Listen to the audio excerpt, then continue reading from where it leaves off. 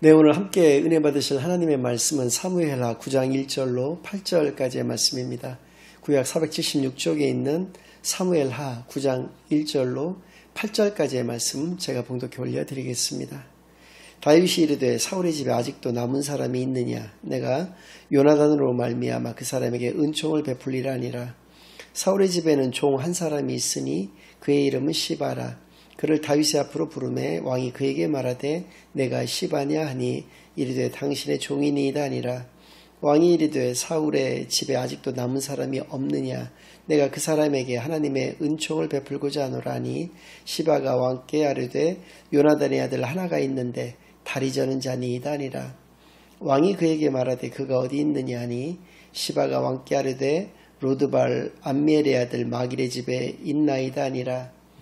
다윗 왕이 사람을 보내어 로드발 암미엘의 아들 마길의 집에서 그를 데려오니 사울의 손자 요나단의 아들 무비보셋이 다윗에게 나와 그 앞에 엎드려 절하매 다윗이 이르되 무비보셋이여 하니 그가 이르기를 보소서 당신의 종이니이다. 다윗이 그에게 이르되 무서워하지 말라. 내가 반드시 내 아버지 요나단으로 말미암아 내게 은총을 베풀리라. 내가 내 할아버지 사울의 모든 밭을 다 내게 도로 주겠고 또 너는 항상 내 상에서 떡을 먹을지니라 하니 그가 절하여 이르되 이 종이 무엇이기에 왕께서 죽은 개 같은 나를 돌아보시나이까 하니라. 아멘. 하나님 아버지 감사드립니다. 오늘도 거룩한 주일, 거룩한 교회, 거룩한 예배를 저에게 허락하여 주시고 하나님께 온전히 예배드리는 귀한 은혜의 시간을 허락하여 주신 것을 진정으로 감사드립니다.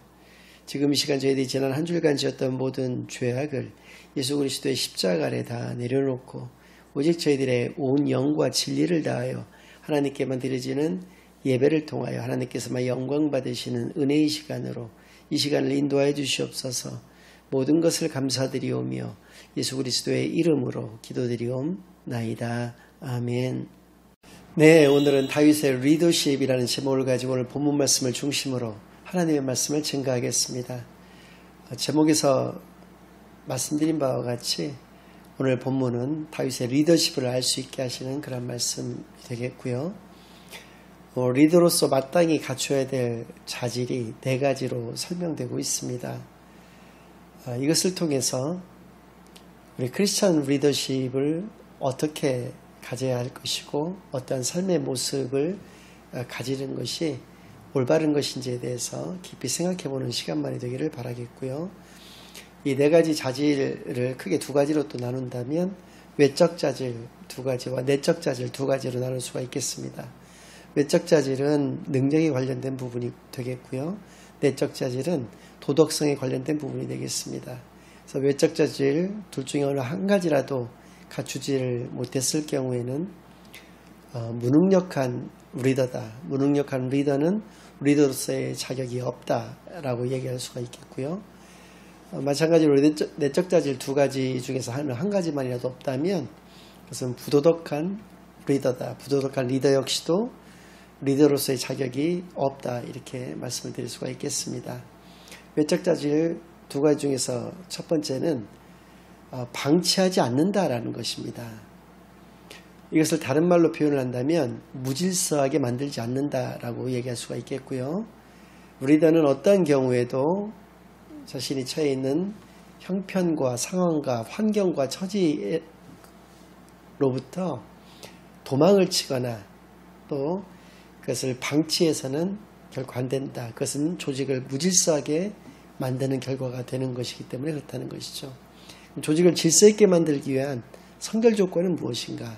그것은 반드시 리더가 자신이 한 약속, 자신이 한 말에 대해서는 책임을 지고 이행해야 한다라고 하는 것이죠.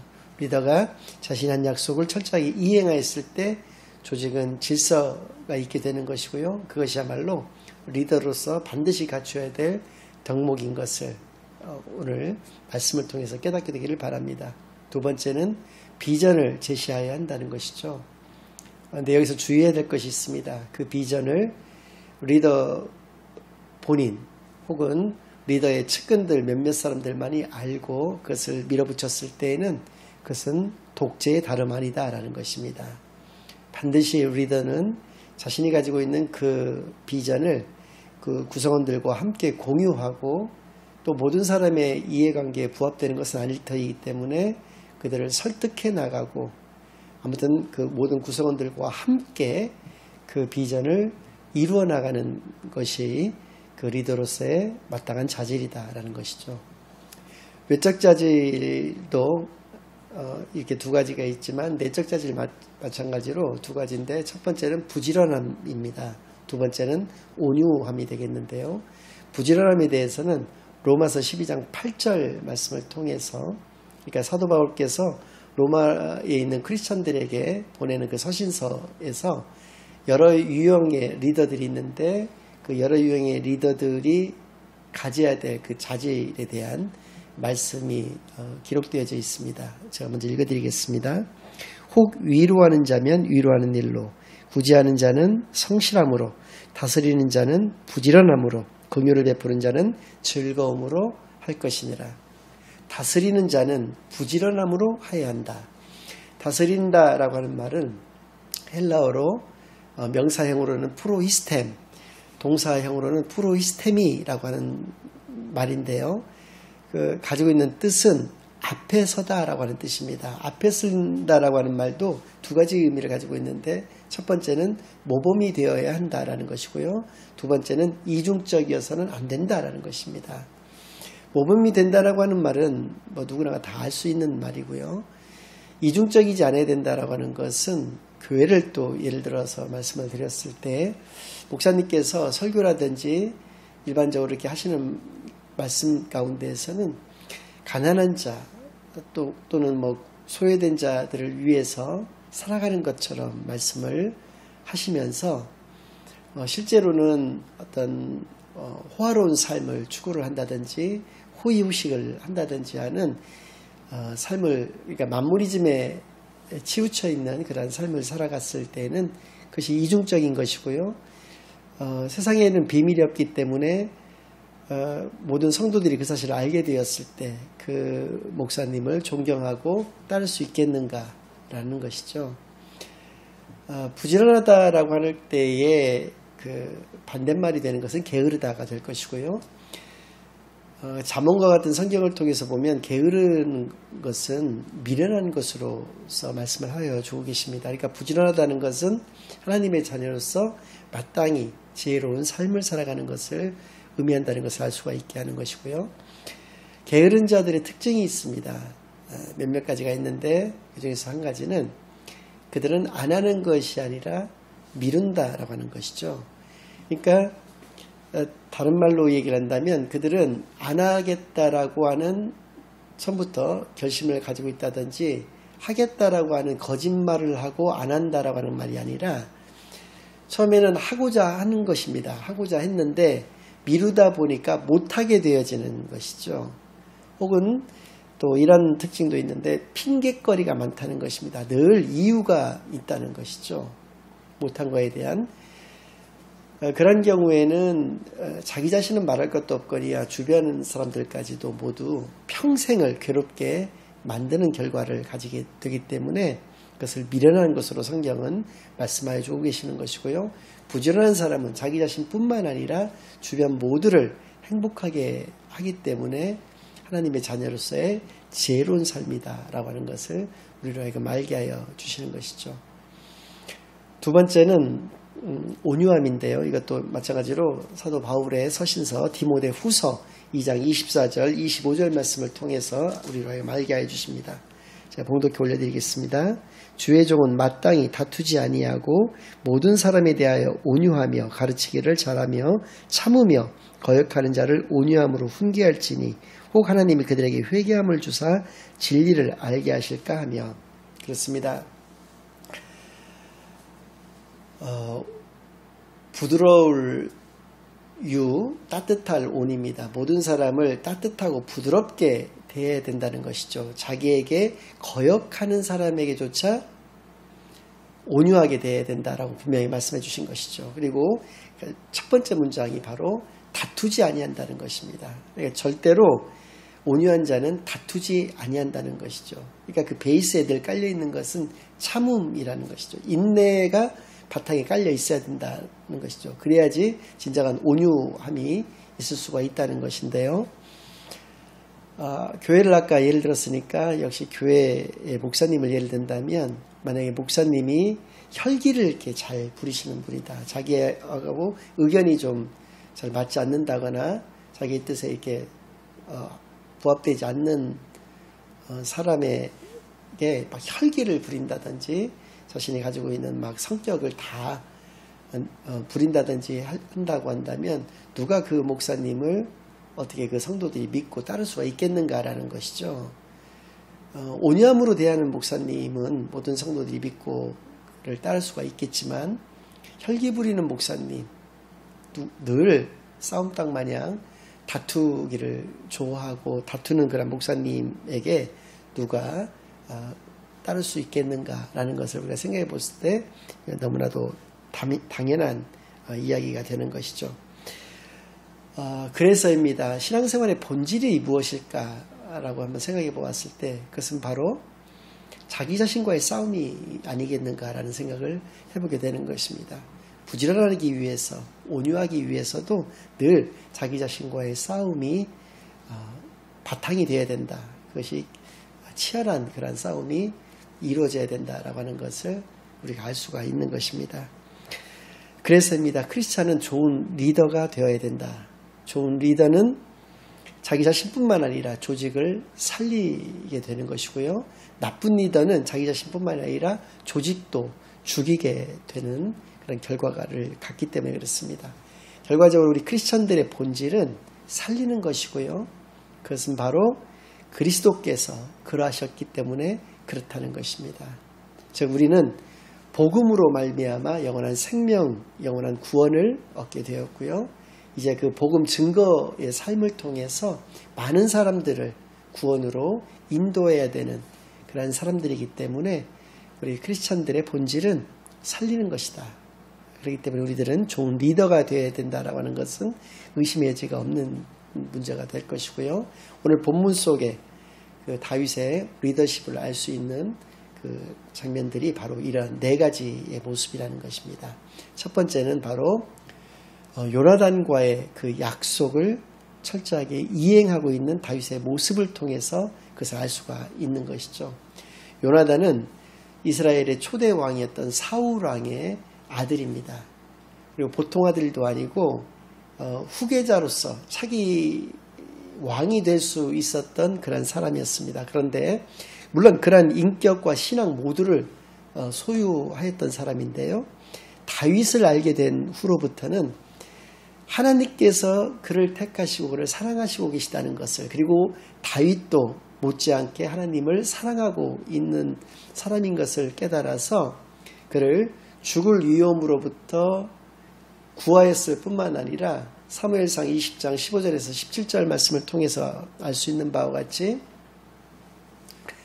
그를 자기 자신보다도 자기의 목숨보다도 또 그만큼을 사랑했던 것을 분명히 우리로 하여금 알게 하여 주십니다. 아주 훌륭했던 사람인데요. 사무엘상 20장 15절에서 17절 말씀 한번 먼저 읽어드리겠습니다. 여호와께서 너 다윗의 대적들을 지면에서 다 끊어버리신 때에도 너는 내 인자함을 내 집에서 영원히 끊어버리지 말라 하고, 이에 요나단이 다윗의 집과 언약하기를 여호와께서는 다윗의 대적들을 치실지어다 하니라. 다윗에 대한 요나단의 사랑이 그를 다시 맹세하게 하였으니 이는 자기 생명을 사랑함같이 그를 사랑함이었더라. 요나단과 다윗 사이에 맹세가 이루어졌다는 것입니다. 약속이 이루어졌다는 것인데요. 그것은 하나님께서 다윗의 대적들을 모두 끊어버리셨을 때, 그들을 치셨을 때 요나단의 집을 그의 인자함으로써 대해달라라고 하는 것이었다는 것이죠. 결국 사울 왕과 요나단을 포함한 세 아들이 블레셋과의 전투에서 모두 같은 날 전사를 하고 맙니다. 후에 이제 다윗이 이제 이스라엘 제2대 왕이 되고요. 아무도 이스라엘을 침략할 수 없는 강대국으로 다윗의 시대에 나라를 만들게 됩니다. 그러니까 나라가 평온해졌을 때 오늘 본문이 그 내용인데요. 사울의 집안에서 살아남은 자가 없는가라고 주변에게 물어봤을 때 그 시바라고 하는 사울 집안의 종이 한 사람이 있었는데 그를 불러다가 물어봤을 때 그가 요나단의 자식이 한 사람 살아남았는데 그는 다리 저는 자다라고 얘기를 했습니다. 그러니까 사울 왕과 그 세 아들이 모두 죽었던 그날 블레셋 군대들이 궁전으로 쳐들어와서 그 아이들을 다 해칠까 봐서 유모가 그 무비보셋을 안고 도망을 치다가 떨어뜨립니다. 그래서 그 아이가 떨어지면서 그때 다리 두 다리 모두를 사용하지 못하는 불구의 몸이 되어버리고 말거든요. 그래서 마길이라고 하는 사람의 집에 몰래 이렇게 숨어 살고 있었는데 그것을 시바라고 하는 그 종이 다윗이 이렇게 물어봤을 때 그렇게 사실대로 얘기를 한다는 것입니다. 그랬을 때 그 무비보셋을 불러오라고 그랬을 때 무비보셋이 왕 앞으로 나왔는데 얼마나 사시나무 떨듯이 떨었는지 다윗이 두려워하지 말라라고 이야기를 할 정도로까지 그가 바들바들 떨고 있었던 것이죠. 왜냐하면 이제 무비보셋의 머릿속에는 올 것이 왔구나라는 생각을 했을 것 같습니다. 왜냐하면 예전에 자기 할아버지 사울왕이 다윗을 죽이려고 했다는 것을 너무나도 잘 알고 있고 몇 년간이나 그 다윗의 뒤를 쫓으면서 다윗을 죽이려고 그렇게 했다라고 하는 것을 잘 알고 있기 때문에 자기 아버지까지도 죽은 이 마당에 이제 남은 후손들을 다 찾아내서 죽이는 그런 과정 속에 자신이 지금 그 입장이 처해 있구나라고 생각을 해서 두려움에 사로잡혀 있었을 것이라는 것이죠. 그런데 사무엘상 방금 전에 읽어드렸던 20장 15절에서 17절에 요나단과의 그 약속, 그것을 다윗은 이행하기 위해서 그 아들 무비보셋을 불렀다는 것이죠. 그 인자, 바로 여기서 그 인자라고 번역되어진 그 단어는 헤세드라고 하는 말인데요. 뭐 사랑이라든지 인애라든지 본문처럼 인자라든지 이런 식으로 해석들을 하는데 정확한 해석을 하기가 영어에서도 한국어에서도 없습니다.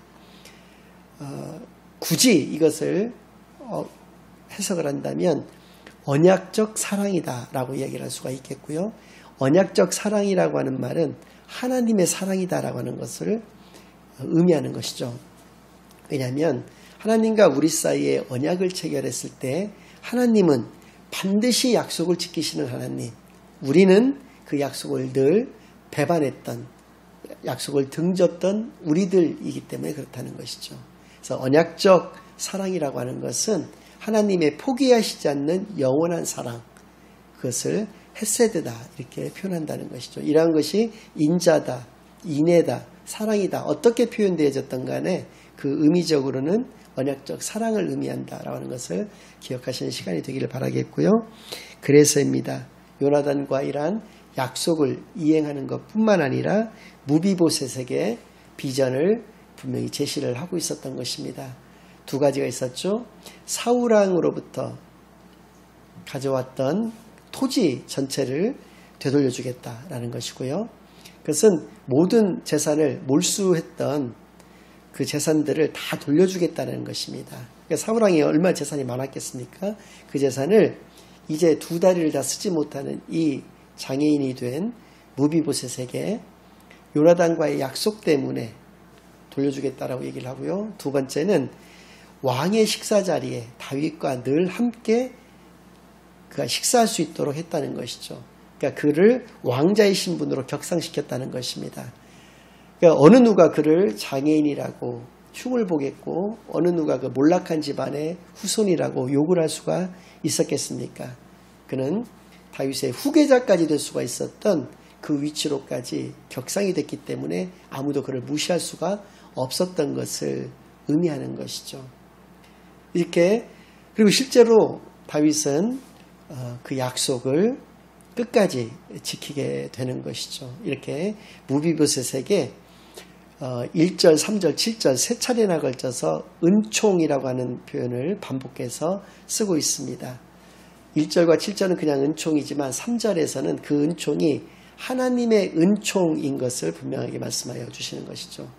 그러니까 내가 너에게 베푸는 은혜는 내가 너에게 베푸는 은혜가 아니라 하나님을 대신해서 하나님께서 너에게 가지시는 그 은총인 것을 분명하게 이야기를 하는 것이죠. 내가 대신해서 하나님을 대신해서 너에게 은혜를 베푼다라고 하는 것을 분명히 알게 하여 줌으로써 무비보셋이 비전을 가지고 살아갈 수 있도록 그렇게 다윗은 했다는 것이죠. 세 번째는 온유했던 그 다윗의 모습을 우리가 알 수 있는 것은 시바 입장에서 봤을 때는 다윗이 말은 그렇게 해도 혹시 그 후손들을 찾아내서 죽일 수도 있기 때문에 요나단의 아들이 하나 있긴 한데 다리 저는 자다라고 하는 말을 꺼냈다는 것이죠. 그 말은 당신에게는 위협이 되지 않는 사람이다 라고 하는 것을 강조하기 위함이었습니다. 그러니까 다윗은 그가 아무도 그의 그 부모나 조부모나 이런 사람들이 생존해 있지 않아도 또 그가 장애인의 몸이라 할지라도 그것은 다윗에게는 아무런 상관이 없었다라는 것을 알 수가 있는 것이죠. 왜냐하면 하나님의 사랑, 그 온유한 성품을 가지고 있었기 때문에 그것이 가능했던 것을 우리가 분명히 알 수가 있습니다. 세 번째는 제가 말씀드렸던 온유한 다윗의 그 모습이 세 번째였고요. 네 번째는 인지된 즉시로 실행에 옮겼던 다윗을 알 수가 있습니다. 무엇을 인지했느냐? 요나단의 아들이 한 사람 살아있다는 것을 인지한 즉시로 바로 실행에 옮겼다는 것이죠. 미루질 않았다는 것입니다. 사실 사울은 원수라고 이야기를 해도 과언이 아닙니다. 자기를 죽이려고 했기 때문에 그랬죠. 그것도 한 차례도 아니고 여러 차례 몇 년간에 걸쳐서 죽음의 위협으로부터 그 위기로부터 벗어났던 다윗입니다. 그러나 다윗은 그를 죽일 능력이 있었음에도 불구하고 하나님으로부터 기름 부음 받은 자라는 그 이유만으로 그를 해치지를 않았던 것이죠. 그래서 결국은 하나님이 직접 그를 치셨지 다윗이 보복을 했다든지 그러지를 않았고요. 아까 말씀드린 바와 같이 요나단과는 그렇게 깊은 우정을 나눈 것은 틀림이 없지만 그가 차기 어떤 후계자였음에도 또 무비보셋이 그의 유일하게 살아남은 아들이었음에도 불구하고 그러니까 자신의 어떤 잠재적인 정적들이 있을 수도 있었지 않았겠습니까? 사울 어떤 파라고 할까요? 그런 사람들이 분명히 잔존 세력들이 남아 있을 수 있었음에도 불구하고 그런 것을 전혀 개의치 않고 그 헤세드를 가지고 있었던 그 다윗은 무비보셋에게 그것을 베풀었던 것을 통해서 참으로 부지런했던 모범이 되었던 그러한 사람이 바로 다윗인 것을 우리로 하여금 알게 하여 주시는 것이죠. 이런 리더십은 하루아침에 생겨진 것은 아니다. 그러면 언제 생겼느냐? 결론을 말씀을 드리겠습니다. 하나님은 우리를 헤세드 하십니다. 그렇다면 우리는 하나님을 헤세드 하는가 하는 것을 우리가 한번 생각해보는 시간만이 되기를 바랍니다. 무비보셋은 분명히 두려움을 가지고 있었습니다. 그러나 그것이 다윗이 그에게 베풀었던 그 헤세드로 변화되어졌을 때의 그 기쁨을 한번 생각해보는 시간이 또 되기를 바랍니다. 이것은 무비보셋의 우리의 모습이 투영되어져야 될 것입니다. 우리도 영원히 죽을 수밖에 없는 죄인된 사단의 자녀된 신분과 권세를 가지고 있었습니다. 예수께서 그리스도로 이 땅에 오셔서 십자가상에서 나의 모든 죄를 짊어지시고 죽으심으로 말미암아서 또 3일 만에 부활하심으로 말미암아서 우리로 하여금 그것을 믿기만 하면 의인이 될 수 있도록 영원한 구원에 이를 수 있도록 우리를 헤세드 하셨던 것을 통해서 우리는 하나님의 자녀된 신분과 권세로 회복이 되어졌고 변화가 되어졌던 그런 기쁨을 소유했던 자들입니다. 다윗의 헤세드를 통해서 하나님의 헤세드를 다시 한번 생각하시는 저와 여러분들이 되기를 바라겠고요. 마지막으로 리더십이라고 하는 것은 우리가 이렇게 하나님의 자녀로 살아갈 때 우리 신앙이 성숙해지고 자람에 따라서 그것에 비례해서 하나님께서 허락하시는 바로 은혜요, 은총인 것을 분명히 깨달아서 크리스찬은 리더십을 소유하여 그 리더십대로 오늘 본문의 다윗의 그 리더십과 같은 그런 리더십으로서 살아가는 데 부족함이 없는 저와 여러분이 되시기만을 간절히 축원합니다. 아멘. 이제는 우리 주 예수 그리스도의 은혜와 아버지 하나님의 극진하신 사랑과 성령 하나님의 내주 인도 역사 교통하심이 하나님의 온전한 헤세드를 깨달아 그 포기하시지 않는 영원한 사랑 가운데에서만 살아가기로 다짐하고 결심하고 돌아가는 모든 사랑하는 주의 자녀들과 그 가정 위에 이제로부터 영원까지 항상 함께 있을지어다. 아멘.